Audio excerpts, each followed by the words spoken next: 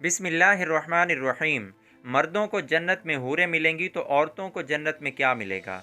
मर्दों को जन्नत में हूरें मिलेंगी तो औरतों को जन्नत में उनके शौहर का साथ मिलेगा, बशर्त ये कि अगर उनका शौहर जन्नती हो। अगर उनका शौहर जन्नती नहीं होगा तो उस औरत का निकाह किसी और जन्नती मर्द के साथ कर दिया जाएगा। इसी तरह अगर कोई औरत कुंवारी मरती है तो इसका भी निकाह एक जन्नती मर्द के साथ कर दिया जाएगा और जन्नत की तमाम नेमतें मर्द और औरत दोनों में मुश्तरक होंगी। एक रवायत में है कि दुनिया में अगर औरत के 2 निकाह हों या इससे ज़्यादा हों तो औरत जन्नत में अपने सबसे आखिरी शौहर के साथ रहेगी।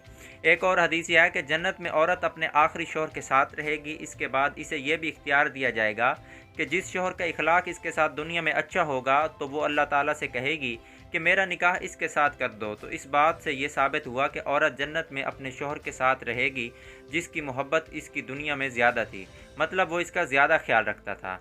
दोस्तों, अल्लाह पाक आपको और हम सबको हमेशा अमल करने की तौफीक अता फरमाए और इसको सदका जारिया समझकर शेयर करें।